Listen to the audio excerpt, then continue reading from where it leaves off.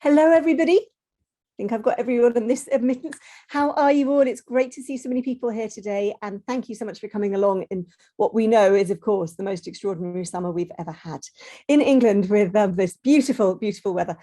And I'm really thrilled today to welcome Rosie Wilby, who is the author of this new book, The Breakup Monologues, The Unexpected Joy of Heartbreak. I think that's a fabulous title. And I know Rosie through being a fellow member of the non-fiction part of the Society of Authors. So there's a little group for us non-fiction authors. So welcome, Rosie. It's really good to see you here today. Thank you so much for joining us on Goldster. And how is everything going? How are you finding the journey with Breakup Monologues? Are you enjoying it? Yes, thank you for having me, Lucinda. It's good to see a few people who are watching on this hot day, or, well, not quite as hot as it has been, but still a lovely day. And yeah, the Breakup Monologues, it's been an interesting journey because the book was inspired by a podcast that I have been creating for the past few years. I've been recording at live festivals and events at festivals including, well, Latitude Festival, where we're going to go tomorrow to record a live episode, venues in London, including King's Place, but also there was a lovely festival in Cornwall that sadly doesn't exist anymore called Port Eliot, where we used to record as well. And so what the podcast is myself and a couple of guests talking about breakups, about how we recover from them, about our stories of the more bizarre and weird and wonderful things we might have done in the throes of heartbreak, because it's a time of extreme emotion and ultimately perhaps transformation, and there may be a sort of more joyful, optimistic side to breakups, if you like, because the subtitle of the book is The Unexpected Joy of Heartbreak. And so fabulous subtitle. When I first saw that in the shop, I thought that's such a good thing to put in there so that people aren't going, oh, this is going to be really miserable. It's like, oh, unexpected joy. So what inspired the original podcast? Was it just a kind of moment where you thought, I'm going to do this? Is it something you'd been talking about for a while? Did somebody else approach you about it? Well, I have been researching the psychology of love and relationships for many years, for sort of over a decade, really, for my comedy work. And I performed a trilogy of shows, which began with a show called The Science of Sex, which won a couple of little awards. And that sort of toured around the world. And then I did a show called Is Monogamy Dead? Sort of asking a question, asking a survey online, asking what counts as cheating. And that became my first book, which is this one here. And then I did a show about my own breakup story, which was called The Conscious Uncoupling, in a slightly ironic title, reclaiming that phrase that Gwyneth Paltrow popularised a few years ago. And so I would hear from a lot of friends and people who'd seen that show about their own breakup stories, about things that they'd felt or done, or things that they wished they'd been able to talk about more with friends at the time. Because I think perhaps until fairly recently, we didn't really talk about breakups enough. Perhaps there's a shame attached to when we feel we've been dumped or rejected by somebody. So I wanted to open up that conversation, but also on the lighter side, I was a bit annoyed about many years ago when I got dumped by email. And surprisingly.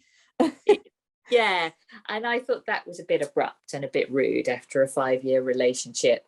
Although, having said that, we now have ghosting and all these new behaviours around breakups that I sort of decode in one chapter of the book called The Lexicon of Breakups. And you know, so maybe an email sort of unpacking the relationship is quite quaint and polite, really, in modern times. But I joked back then that I did feel much better once I'd corrected my ex-partner's spelling. Well, that's always a good thing to be able to do. Yeah, so I do remember years ago being told, I don't know if it's true or not, that Phil Collins ended his marriage by fax. Obviously, this must have been a 1980s thing if there was a fax machine. Yes. So yeah, that's a marriage as well. I just think, my God. So I guess there's nothing new in that. We've got a comment here. My 23-year-old daughter was dumped by text a few months ago. She's over it now. I think we've all been there. And I'm glad she's over it, because let's face it, that's not a relationship you want to be in, someone who's going to dump you via text.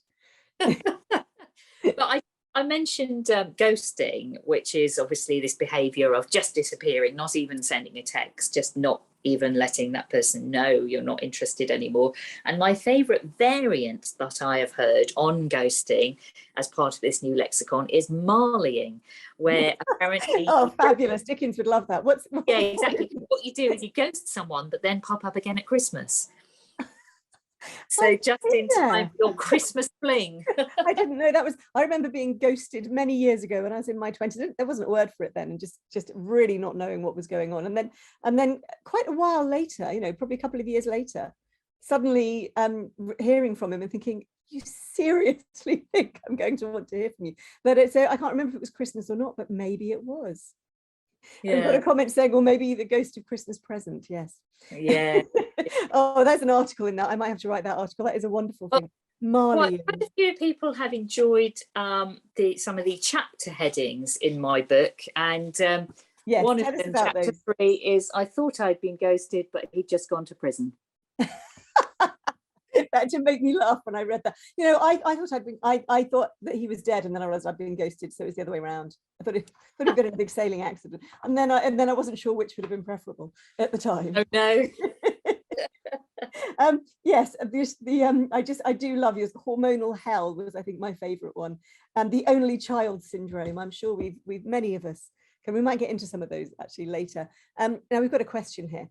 Does dumping by text/email represent the dumper being cowardly or afraid of a personal confrontation? Well, you know, personally, I believe so. And I'm definitely a great advocate for more conscious, compassionate relationships, both in terms of how we get together and how mindful we are during the relationships of communicating honestly and openly, and then how we incorporate those values into separating and breaking up as well. And I think those values probably come through very much in my book, but well, in both of my books. But you know, we do live in a society where we have a sense of impatience that is fueled by a culture where we can order things online and they can be ordered, you know, they can be delivered in a few hours. You know, we constantly are upgrading our phones, and funnily enough, I do quite lots of surveys and sort of make fun of surveys a little bit in my book, because there are some surveys where it was found that a quarter of young people decided that marriage contracts should work like a mobile phone contract, where you do sort of have a get out clause every couple of years and you get to upgrade every 2 years and get a newer model. Is that the plan?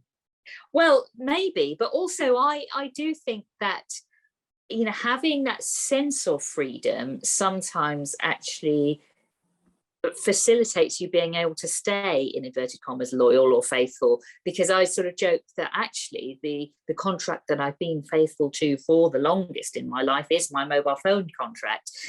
You know, even though I've obviously upgraded the handset, I have stayed with the same provider for many, many years, because sometimes you like that sense of feeling you have the power to look around, but really, do you have the time and can you be bothered?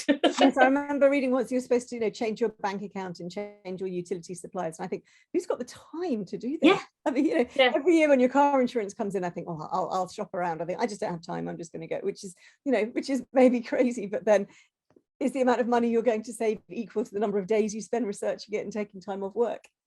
You know, all those different questions. And maybe partners are the same. You know, perhaps you would be happier for a short time with somebody new and thrilling and exciting, but then, you know, after a year or so, you'd probably realize that they're just as annoying, perhaps even more so. And the apps don't work properly. Maybe that's, you know, you get a new phone and all the apps aren't downloaded. It would be like that. Yeah. Oh no, I thought I got this sorted. So is that going to be your next book? Are you going to write about mobile phone contract marriage? No, I don't think so. I mean, that's a funny little aside. You know, other studies that I quote are about sleeping separately and sleeping in separate rooms, which I think can be very healthy at certain times in your relationship or certain nights of the week if you have different routines and things.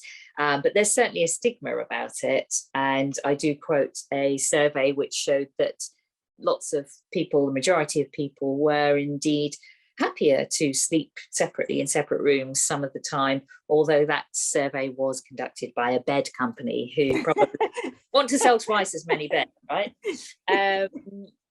But yeah, I think you know, a lot of people have been asking whether I'm going to sort of do the marriage monologues or the staying together monologues, because I now am married quite recently, in fact. Congratulations, very recently. Thank you very much to my wife, Suzanne. And in the book, she is called Girlfriend. That's her sort of nickname in the book.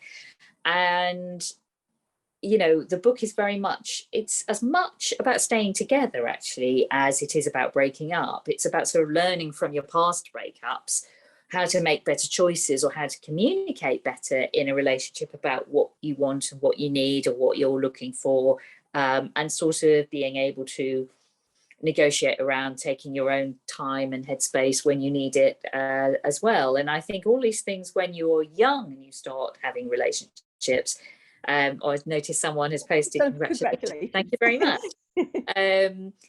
You know, when you're young and having relationships, I think it's, you know, there's no real training. We don't learn in school how to have a relationship, how to communicate in a relationship, how to talk about, you know, your boundaries, about what you want or need, or what your desires are, or whether you consent to certain things, or you know, even, you know, the question I asked for research for my first book, what counts as cheating? You know, we kind of assume that everybody knows what that is, and we don't actually talk about it. Whereas when I did that survey, I found that the results to that question are much more nuanced and much more sophisticated. And you know, for some people, it might be a sort of more emotional, psychological spectrum of fidelity and infidelity. It might be their partner falling in love with somebody else rather than perhaps, you know, having a drunken snog at a party. Whereas for some people, that would be terrible, and that would be a sort of breaking up offence. Yeah. So,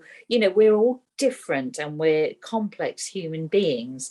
And I think sort of if you ever have any rules about how relationships should look or should be, it can be very difficult to feel that you fit into those, and we can all feel that we're doing it wrong. I mean, obviously I'm a gay woman, and for many years I felt that I was doing relationships wrong because we didn't recognize you know, same-sex relationships. We were not able to get married for many years. As a student back in the 1990s, I took part in a same-sex marriage demo on Valentine's Day outside York Minster, and we were standing shivering in the snow thinking we were doing something really radical, and that same-sex marriages would never happen in our... When was that? That was in the early 90s. Right, yeah. Isn't that interesting? Well, isn't it great though that you think within rather a short time it did become reality? Yeah, absolutely. Like I do sort of reflect a little bit on those kind of past times in the book as well. There are a few sort of flashbacks to those sort of times of adolescence and the narratives that we had about relationships then. Yeah, I mean, there's also a chapter that was quite fun to write about participating in a sex lab experiment, where tell us about that. I'm sure everyone at the University of Essex, they were looking for volunteers to explore female sexuality. And I do think it's really interesting how sexuality and sexual orientation and desire works, and what the sort of science of that is, and how, you know, we may be biologically predetermined to have a certain orientation or not, or, you know, it's the whole sort of nature versus nurture discussion, isn't it? And so, yeah, there are these experiments that have mostly been conducted, I think, in the US, the ones I've read about before, but there was one being conducted here in the UK, particularly looking at gay women and gay female sexuality, and exploring whether sort of gay women would be aroused by looking only at images of women, whereas what they generally find is that women of all sexualities have a very broad kind of desire, and it's it's quite interesting how we sort of, I think, downplay and underplay female sexuality and female desire. We want within a patriarchal society, we sort of want women to fit into neat boxes of either being straight or gay, whereas actually women are. It's just, and I think the media really contributes to that, and in so many ways. I mean, and on a similar thing, I think about I often used to think when I was working as a journalist, I just call it the George Clooney effect, how there were so many articles in the early 2000s about how happy George Clooney was as a single man, and he was so free and never going to be tamed, and how miserable Jennifer Aniston was as a single woman, and she must be crying into her cornflakes every night. Yes. It was absolutely bizarre, because every survey that comes in, and you'll probably know this as well, always shows that the happiest people are single women followed by married men. And then married women, and then single men. And that is what every single year when they do this survey is shown. And yet the media persists in this myth that if you are an unmarried man, you're desperately happy. That's it. You don't want anything else. And everyone will try and trap you into marriage. And that if you're a woman, you must be miserable. And I think we are so used to that narrative. It's exactly the same about female sexuality, that it's all been centered around men. And actually, there's so many myths that need to be exploded. I'd love to hear people's comments in the chats about this. And I particularly would love to come back at some point about your comment about in classrooms learning about relationships. We've got a lovely story here. I wrote down the qualities for my soulmate. Although I had been in a long-term marriage and I had 2 young children, my soulmate materialized and completely fulfilled everything I asked for. So I took the risk, and we've been together for 20 years now. The divorce, however, was very difficult and had massive repercussions on everyone. However, we are very happy together, and I'm glad I made the choice, which is brilliant and so good to hear. And I wonder if other people have short stories that they want to share. I love your comment about not learning about relationships in the classroom. And of course, the way we learn about relationships is through, home situations usually, or family situations, people that you know, and study their relationship, whether you're conscious you're doing it or not. But I think it's very interesting. I wonder what other people think as well. Would you be interested in going into classrooms, Rosie, and actually being that person who talks about relationships openly to children and teenagers, and helps them understand, what you can, what you should want, and what you shouldn't be forced into doing? Do you think that would be a helpful thing to have on the curriculum? Yeah, that would be interesting. I mean, it's funny how in some ways I've sort of rebelled against the idea of teaching, because my parents were both higher education lecturers, and my dad in maths and my mum in English. And so they always thought that, I would go into teaching and that was a sort of sensible job. And whereas I've ended up obviously going into the creative arts, doing, well, first of all, music, and I was a songwriter, and, then a lot of journalism and writing, but live comedy now as well. And it's interesting how in some ways it has come back to a sort of teaching, albeit in quite a fun and slightly subversive at times way. And there is a lot of learning, there is a lot of real science and psychology about how love works, how relationships work, and what's really happening, the truth about how these things work, as opposed to the fairy tale myths we see. And there is a lot of that in the books and in my comedy shows. And I suppose what I've tried to do is almost, look at being a sort of science communicator or a public engagement kind of person for this area of psychology, by making some of the science of love and lust and attraction and how it all works very, very accessible, through making it fun and through making it personal, and through telling my own story, and also including a few stories from other people that have guested on the podcast and who've been kind enough to share their stories about breakups and how they've recovered and how they've transformed themselves, sometimes in really exciting and thrilling ways. So yeah, I think there is a lot of potential for speaking, more seriously about relationships and love, and what I've learned, and how we can make that really accessible for young people. I do think it would be quite a progressive and adventurous school that would get someone like me in. But hey, you never know, there might be some very progressive schools out there. And we've got one comment saying that would be amazing, and another saying there's a real need for that in schools now more than ever, especially with reality TV programs that do this so badly. I think that's a really good point. Yeah. Love Island has been in the news recently, having had so many complaints about how women are treated. I haven't actually watched Love Island, but that makes me really glad I haven't watched it. Yeah. I think reality TV has had a hugely detrimental effect on young people and their perceptions, their body image, and the way that they think they should and shouldn't behave. I've even noticed in the way that they speak. There was a time when everybody was trying to sound like someone from Made in Chelsea in a very kind of fake, hilariously fake way. But it's quite sad that people feel they're constantly not good enough the way that they are, and that they have to be like somebody on TV. How do you feel about that?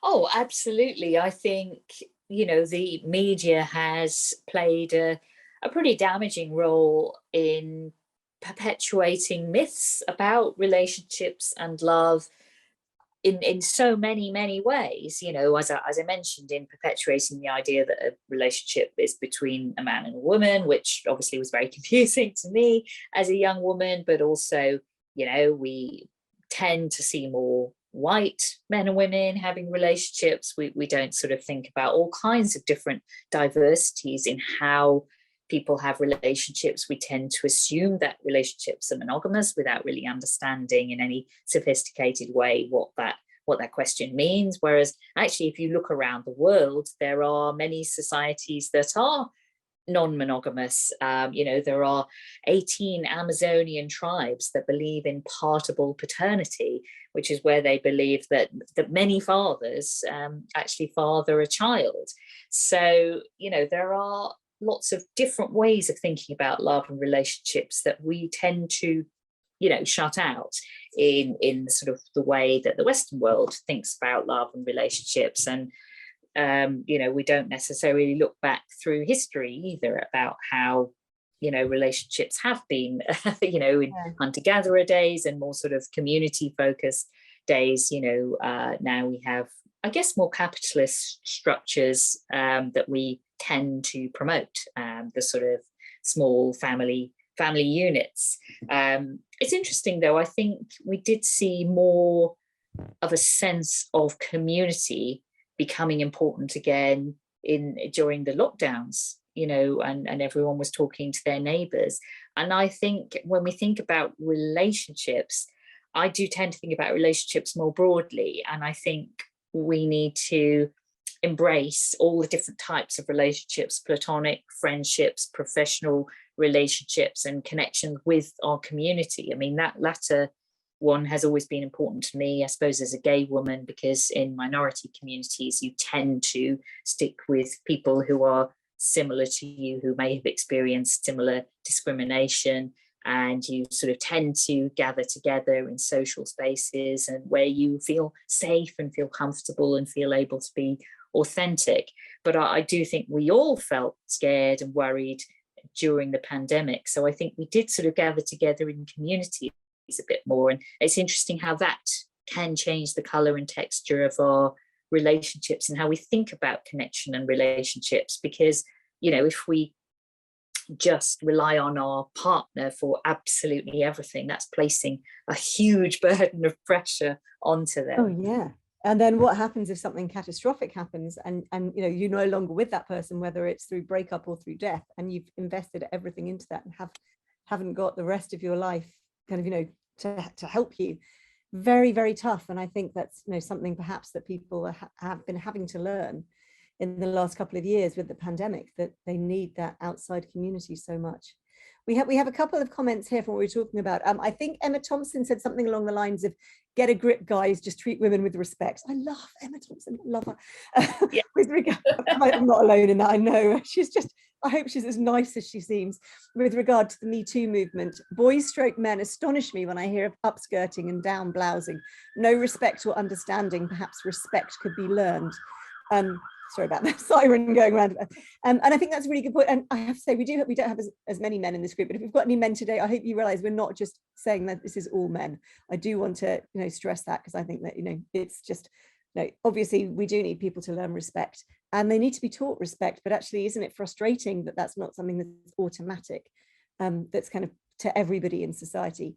And another comment: my heart broke when one of the Love Island girls broke down saying men don't want to be in a proper relationship with her.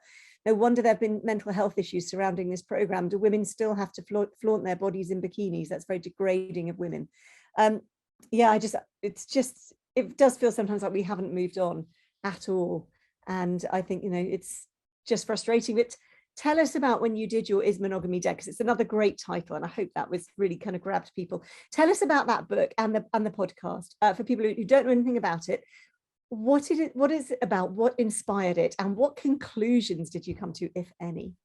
Well, my conclusions were that monogamy needs to be sort of re-evaluated, redefined for modern times. It comes from the Greek, meaning monos gamos, one marriage for life, whereas, as we've said, maybe many of us now mean one marriage at a time, and we're more serially monogamous and might have different partners, different relationships at different times of our lives.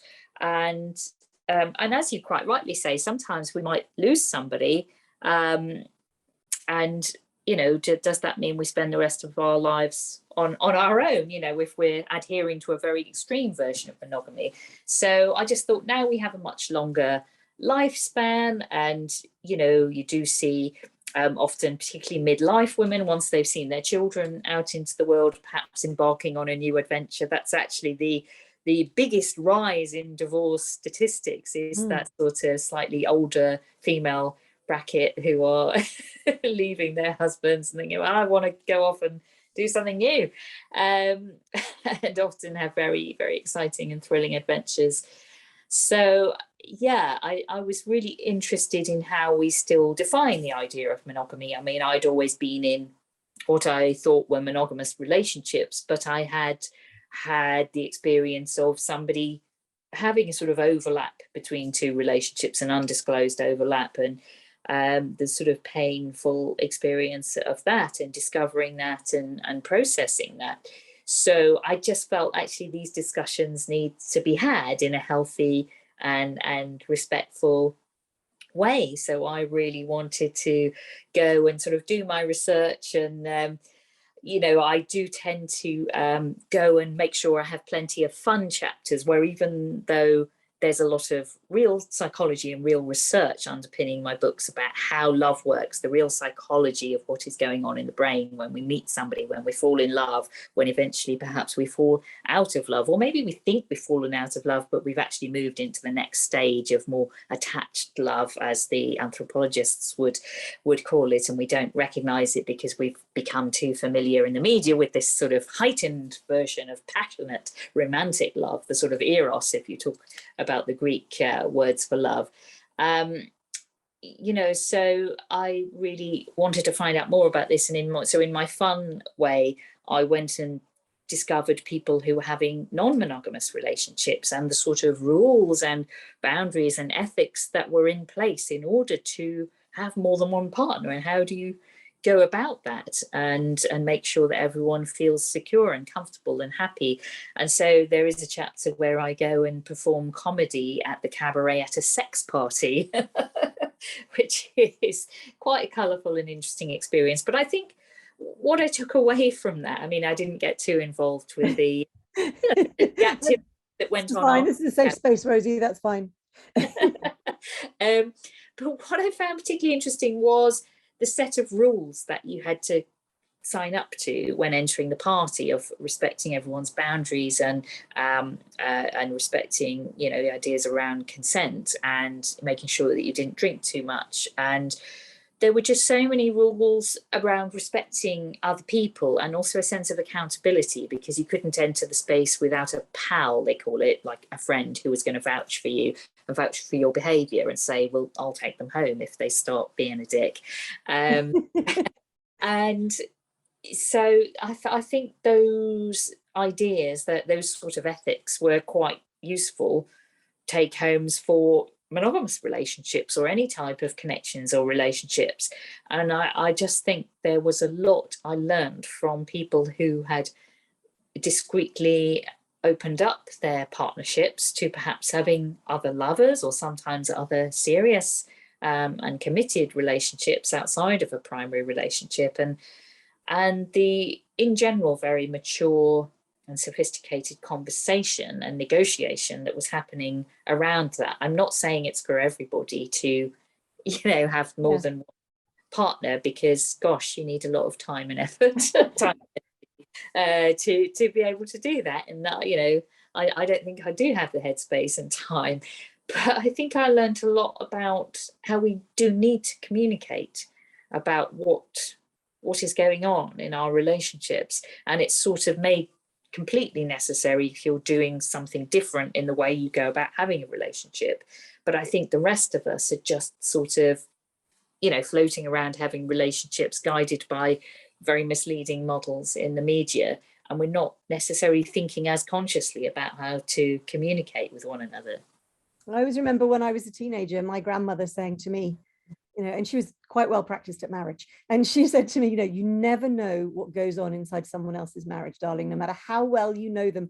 And I've always remembered it, and I think it was a very good life lesson that, you know, as you said, you grow up and you have this one idea of what everything's going to be like, and actually everybody, as you said, you can't judge everybody by the same rules, and everybody has rules as long as they work for themselves. Then, you know, it's as you say, it's having the mature conversation. And did you find people wanted to speak to you? Did you find people were like, oh, well, I don't want to be in that book, or I don't want to be on that podcast, or don't use my real name? Or did people really just say, oh yeah, I want to be part of that, I want everyone to know about my life?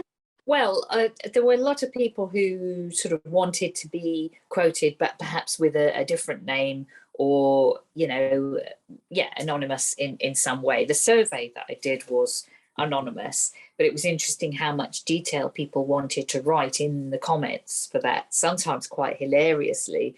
You know, when I asked the question, what counts as cheating, one person had put, when it says having sex with somebody else, which was not surprisingly the top answer that people selected, one person had written in the comments, in a car.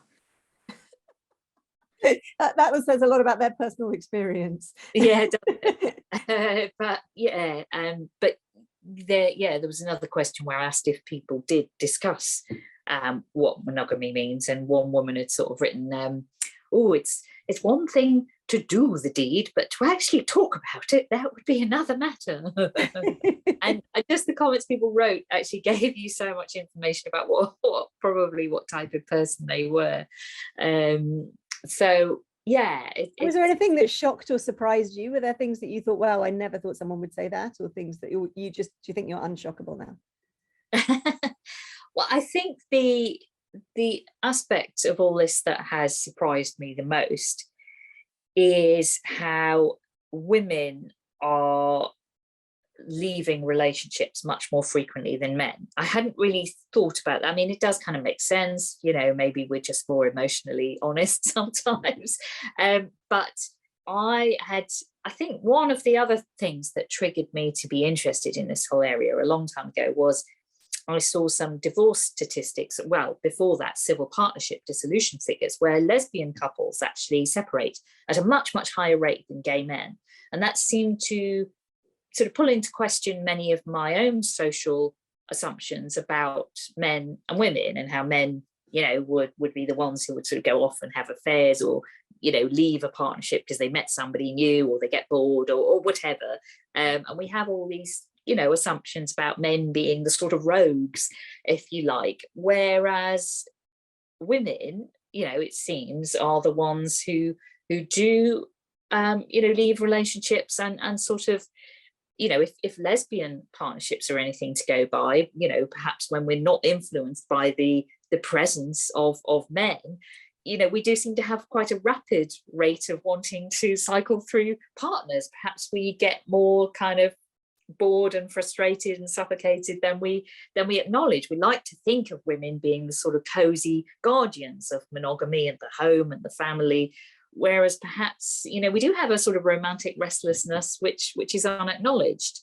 And that's such an old-fashioned view, isn't it, that women are, and I find it really interesting that so much of Victorian values are still seen as everyday in this country. And actually perhaps the reason that so many more women now choose to end relationships is because they're no longer the non-primary earner in a home. I mean, in generations past, women had no financial choices. If they left a marriage, unless they had either, you know, family money, they were one of the rare women who could earn a good wage. They were reliant on another man paying for them, because that was just the reality. And in recent generations, you know, thankfully, that just isn't the case anymore. And we've got a comment here, women didn't have as much freedom before, especially financially. And I remember a friend of mine telling me she must have been in her late teens in the 1970s, and she got a job, and her father had to okay it, had to agree that she could have a bank account when she had a job. And that absolutely staggered me that that was the case in the 1970s. But you know, Wow. this is what kept, I think, so many women in monogamous relationships, because they didn't have that financial choice. So perhaps that had Yes. something to do with it. Oh, definitely. I think that has changed, and women quite rightly are embracing that freedom. And yeah, in heterosexual divorces, 75% are now initiated by the woman. I just thought maybe to touch on these ideas of sort of transformation that we've mentioned, I just read a really short extract from Brilliant. the beginning of the book, if that would be okay. No, This please do. my proof copy, which was the sort of advanced copy that gets sent out to journalists. But this is the prologue where we get to meet Girlfriend, as she's called in the book. We're driving to a festival in Girlfriend's midlife crisis car, an electric blue BMW convertible. Although the way she drives makes me wonder if you can still describe it as a midlife crisis if it ends up killing us. That would be an end-of-life crisis, and quite a crisis at that. Never mind, the sun is shining, our life is good. We have a fancy loft conversion. We go on ski holidays. We Google things like, can dog eat mange too? After 2 decades of scratching out a creative existence from gig to gig, first as a wistful indie songwriter and then as a willfully grassrootsy comedian, I now get to live like a wanker because my libido went all aspirational on me and drew me to a partner with an actual job. However, 3 months shy of our 3-year anniversary, things have got real. Girlfriend and I have reached a refreshing level of frankness about the fact that our mutual desire has waned. We've teetered and toppled over the parapet of honeymoon bliss and fallen to the ground below, stirred from the anaesthetising effects of the sexy brain chemicals that have propelled us along thus far with relative ease.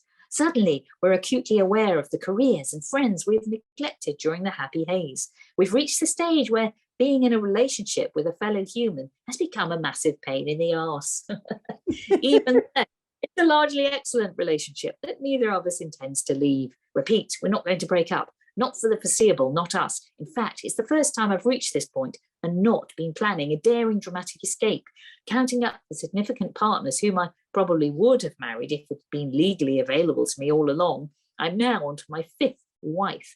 That puts me on a multi-marriage par with Joan Collins already at the age of 48. She was 68 when she married her final husband. If I was going to continue to be a slave to serial monogamy, and if you're reading this, darling, of course I'm not, I would have ample time to overtake her and catch up with Liz Taylor and her 7 husbands, one of whom she married twice. But I'm done with twisting. I think I'd like to stick. I found a funny, sexy, generous partner, even if she does have a ridiculous knobby car. Surely if I left this one, I'd be breaking up with love altogether. It would be my end game. And it's from this position of at least wanting to stay, of accepting the maddening claustrophobia of companionship, that I want to investigate why breakups continue to compel me so much.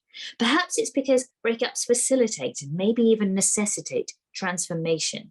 In the wake of a separation, our peers allow us to reinvent ourselves. The rest of the time, they like us to stay fixed so they can move around and ahead of us. But heartbreak is the golden ticket that circumvents this. Renewed and reborn, standing at the edge of the echoing canyon of our former frustrations, we shout, "This is who I am now." And we run and skip away from the parched carcasses of the old selves we've grown to hate. For me, it's been during these fleeting, liberating gaps of singledom that I've really got stuff done. I recorded and released an album. I launched a boutique music PR company. I started comedy. I wrote a book. Each time, I harnessed any lingering feelings of anger, sadness, and confusion and used them as energizing forces for creativity, for moving forwards with new insights into my own shortcomings and foibles. I wonder, is it possible to do that much learning and actively stay in a relationship? I hope so. It must be right, or else all long-term couples would be codependent, emotionally stunted weirdos. Oh, hang on. So what do you think about the creativity? Do you think that you have been able to be equally creative since you got married? Oh, well, that's only a few weeks, so we'll see. And I've we'll give you some time yet. Some lovely events and gigs during the time we've been married, although also we did have a couple of weeks feeling poorly with COVID, sadly. Oh, no. Yeah, so that wasn't the most creative time, but no. Yeah, yes, I do think that I am figuring out how to Well, I've had to sort of, I guess, be more disciplined around my creativity and around writing in general, because writing a book is a bit different to writing a comedy show. It's just a long old process. You know, you have to get a lot of words together. For my non-fiction books, about 70,000. I know some books are a lot longer than that even. But still, you have to be focused. You have to be thinking about your structure. You have to be constantly editing and getting things correct and proofreading and checking what on earth you said. And so there's a lot more involved than, you know, when you write a comedy show, you tend not to write out a full script word for word. You tend to have keywords and prompts and then go on stage and try a little bit, and you get that instantaneous feedback that it would be lovely to have as an author, which you probably really don't get unless you maybe are part of a writing group where perhaps you read bits to one another, but writing can feel very, very lonely in comparison. I think you know, writing books, you have to knuckle down and get on with it. So I think particularly as I wrote this second book during the pandemic, during the lockdown, I had to be much more sort of 9 to 5, sit at the desk and crack on with it. And yes, there were days when I was less inspired and did just go for a walk with the dog and had to just, I don't know, clear my mind a bit, maybe listen to some episodes of the podcast to trawl through for funny stories that I would include, or maybe go do some other reading, some research, or go and interview somebody, or, well, couldn't really meet up with people then, you know, do an interview over the phone and so on. So, yeah, you know, I think I've had to be more disciplined, whereas I guess when I was writing comedy shows, you know, to tour maybe sort of 10 years or so ago, you would sort of, you know, wait for inspiration to strike. And I would often find that I was inspired when I was traveling or on trains, late night trains home back from gigs. You would have lots of ideas and be, you know, gazing out the train window. But I think lockdown changed that. I think being in a committed relationship has changed that. And I've had to just think of creativity as work in a way, which sort of is good and bad. It makes you get on with it, but it also is, maybe it feels less fun in a way. But I think there are ways of doing it where you do just crack on with the discipline of working at writing, whereas I suppose my way of working when I was writing for the stage was much more fluid and sometimes very last minute. And you're you know, it's the classic case of, apparently Stuart Lee was once seen writing his Edinburgh show on the train up to Edinburgh. Only someone as good as Stuart Lee can get away with that. But I think when you're writing for live performance, it is a bit more spontaneous. It's not quite as, you know, admin heavy. You know, I when I'm writing a book, I've got notebooks full of crazy ideas and mind maps and web diagrams and crazy musings and streams of consciousness and lots of stuff that doesn't make sense. You know, and there is a lot of putting it together structurally. I had to keep mapping out my timeline because my book, this new one, is half written in a backwards timeline and the second half written in a forwards timeline, to play with the idea that an ending of something is also the beginning of a new chapter. So to tie in with that optimism of the unexpected joy of heartbreak as well. And, you know, you talked a lot about your comedy as well as your writing. What made you want to go into being a stand-up comedian? To me, that's the most absolutely terrifying thing that anyone could do. The other thing is being forced to sing on stage, because I can't sing. You've done both those things. You're kind of facing my fears all the time. What was that route? I mean, did you start off as a kind of, you know, general singer, proper kind of stage singer, and then decide you were going to be a stand-up comedian, or was it the other way around? What was your route into it? Yeah, well, singing, I was a songwriter really, and I loved writing my songs and performing those. I didn't really go and sing covers, you know, as a sort of singer in that kind of sense. It was very much to be able to communicate my own ideas and thoughts and feelings and stories. So yes, and I wasn't always that confident on stage as a musician. I noticed someone said, love the phrase, the unexpected joy of heartbreak. Thank you. Yeah, so when my band all kind of went their separate ways after various personal interconnected relationships, and I always say everyone had slept with each other, so we all broke up. But it's not. Isn't that what happens in every band? Yeah, exactly. Well, yeah, it's all like Fleetwood Mac and ABBA, isn't it? But some of them stay together and write about it. But you've written a book about it. Oh, and someone said sounds like Fleetwood Mac. Yes. Yes, exactly. I love Fleetwood Mac, actually. Especially I think some of the stuff they were writing at that time when all the relationships were breaking down, or ABBA indeed. I started doing gigs solo for a little while, but to make the audience feel like they were getting extra value, if you like, because the band had gone, I used to start telling all these stories in between the songs, which were very self-deprecating, and I was sort of taking the piss out of myself a little bit for being a sort of yet another kind of wistful woman with an acoustic guitar, because there seemed to be a plethora of them on the London acoustic circuit at the time, and people were laughing and enjoying that between song chat.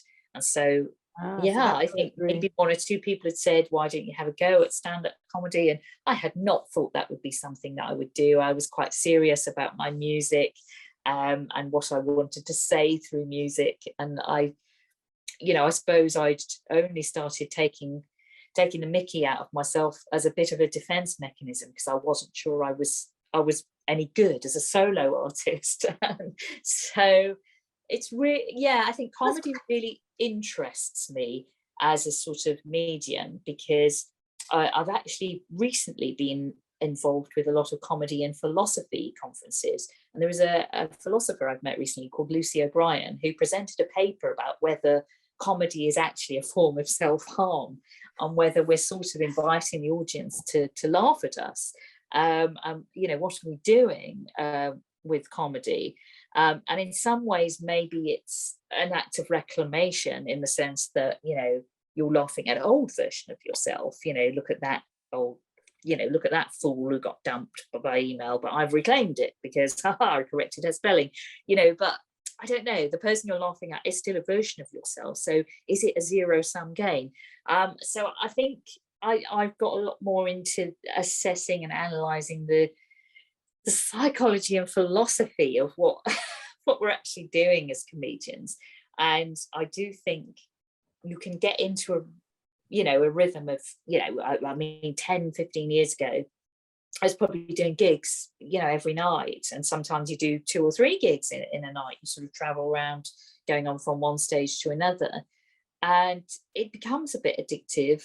But I think there are interesting questions about what are we doing as comedians. And I think in particular, you see a lot of female comedians talking in a very confessional way about their own lives, but it is very vulnerable. And I'm not quite sure that the comedians doing it always are aware enough of what we're doing and giving ourselves the self-care we need. So I think that's why I've gravitated towards this hybrid now of comedy mixed with real reflection and ideas and thought and a sense of compassion, I suppose, as well.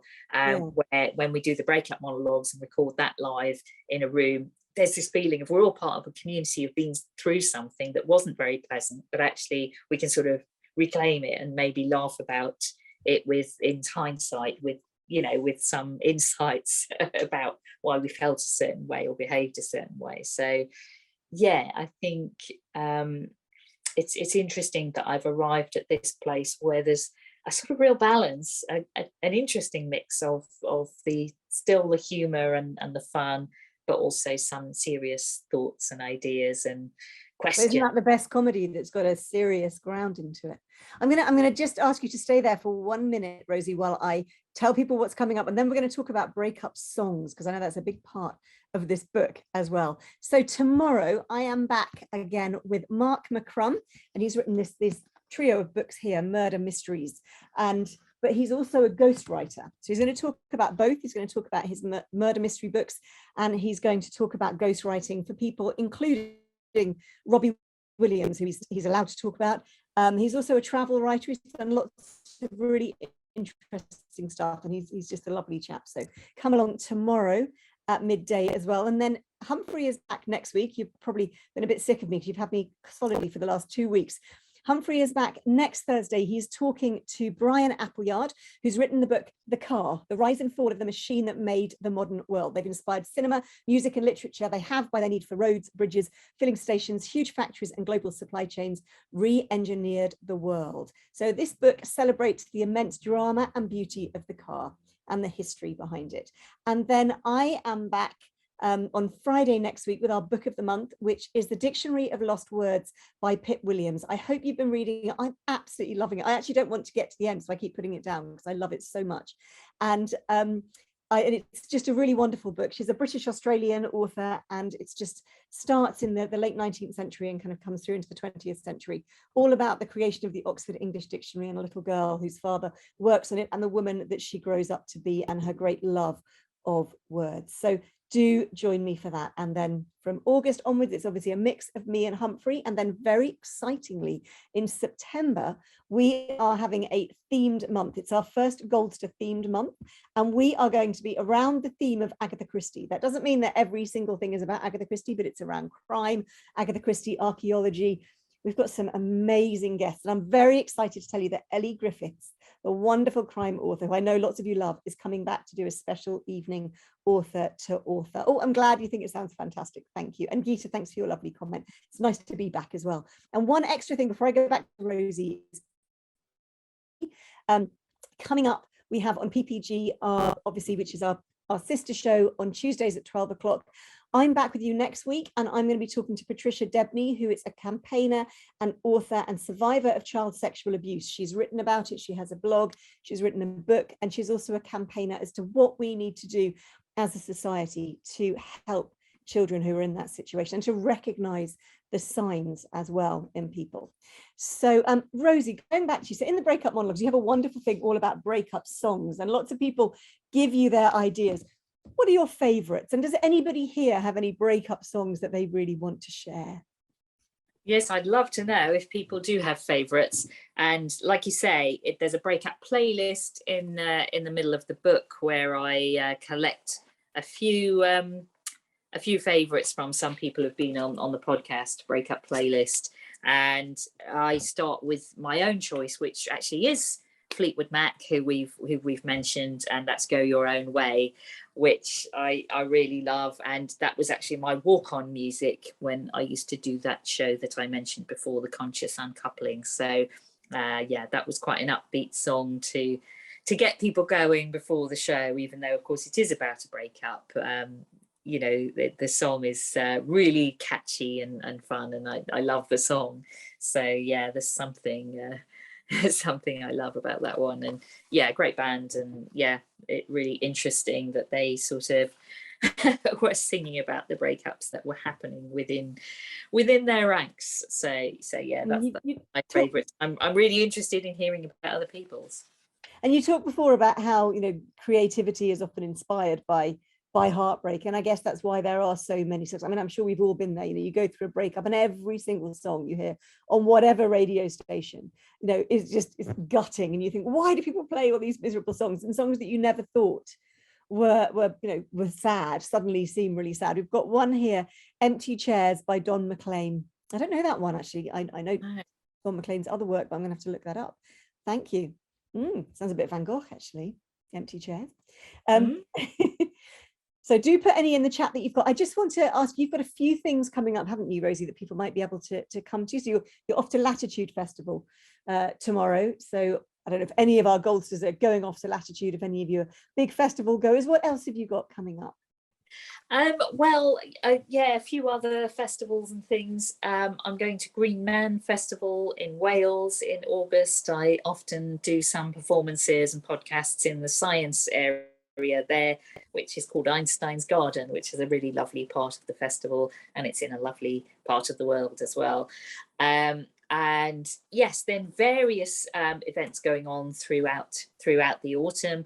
I'm on an event in East London called Nerd Night, which is always quite fun. I think some of our fellow non-fiction group have gone and done that. And in October, there's a few things coming up. Cheltenham Literary Festival have an event called the Literary Crawl, which it should be fun. And I think I'll be doing an event at Waterstones as part of that.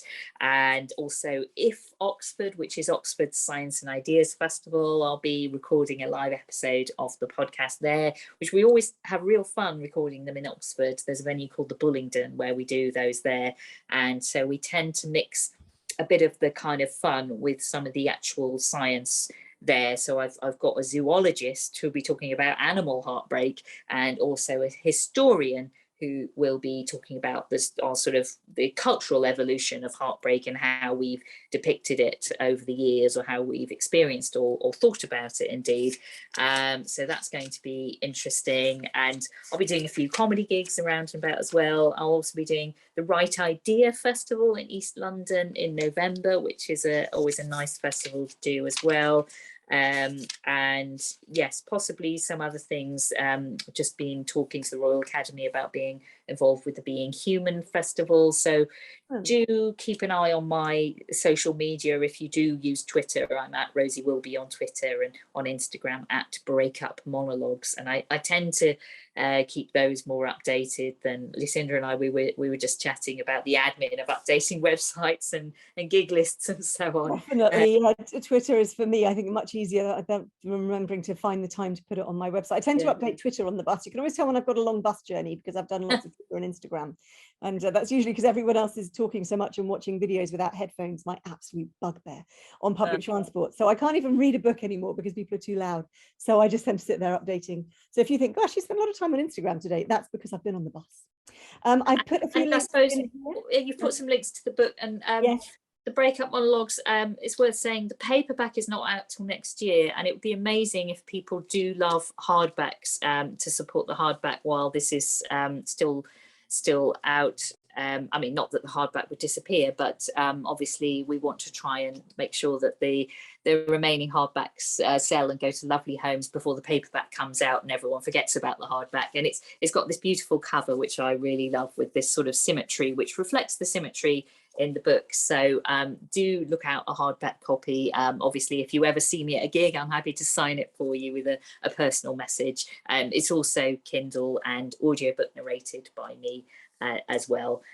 So yes, it would be lovely if people do check out the books, and feel free to get in touch if just to say what you thought of it, or if you had any breakup stories or songs you wanted to share. In fact, we've got a few in here. Actually, I've just put in the chat, I've put a couple of links to Rosie's podcast. One is the Apple one and one is the Spotify one, if you don't have an Apple device. And now we've got a few comments, and I've got one question which I'm going to ask you as our last thing. We've got I Will Survive, obviously, definitely has to be in there. We've got Nothing Compares. I think that's the Sinead O'Connor one, Nothing Compares to You. And Don't Know Why, Nora Jones. I love that song. I'd completely forgotten about Nora Jones. Thank you very much, Geeta, for putting that in there. I'd completely forgotten that song. It's a beautiful song. And then we've got one final question. We've got a couple of minutes left, which is from Kate. Comedians are often thought to be very sad at heart. Do you agree? Oh yes, the sort of the tragic clown idea, and there's some truth in it. I think there have been psychological studies done where it's found that comedians are a very complex mix of introvert and extrovert, whereas actors tend to be completely extrovert and primarily extrovert. Whereas I think comedians often are trying to find that space where they can speak and can be entertaining and have their platform. Maybe they're more the kind of people who wouldn't dominate the conversation at a party, which I think is interesting, because we tend to assume that a comedian must be a very, very confident person. And it's actually a skill and a craft that you learn to appear confident when maybe we're not all of the time. So I think it's more about that. It's more about introversion and extroversion that I find is particularly interesting about comedians. I think we can get a bit caught up in the idea of the sad clown, because let's face it, we all have emotional ups and downs in our lives. We can all be sad sometimes if we've experienced loss and difficult, stressful times. And so I think Ruby Wax talks about how depression doesn't discriminate. Actually, it doesn't care what job you do. We can all have tough times. So I think, yes, it's true that some comedians have you know, perhaps we're more aware of our emotions and our feelings because we're constantly revealing them and talking about them. So perhaps there's some kind of self-reflection and self-obsession even at times that goes on. But thank you so much. And we've got 1 minute left. So this is a question for you to think about rather than answer. Would you ever live stream a gig for those shielding others? So please have a think about that, Rosie, and Geeta, look on her social media, because if that happens, it will be on there. I did put the link to Rosie's events on her website, but I do know like mine are never updated. So and then the last comment of the song is from Trisha. The Walker Brothers, Make It Easy on Yourself. And even just reading that made me go, oh yes, that song, it's so beautiful. Thank you, Rosie Wilby. This time has flown by. It's 1 o'clock. Thank you so much, everybody. Have a great lunch. If you're going to the Inside Story, also called Inside Story Now, with Mike, who is the founder of Goldster, please do join that. You'll have had your email this morning, everybody, and take care. I will see you all next week. Oh, see you tomorrow. Sorry, I'll see you tomorrow. Take care. Bye. Thank you. And Rosie and I'll turn our videos off now, but we'll see you soon. Bye. Thank you.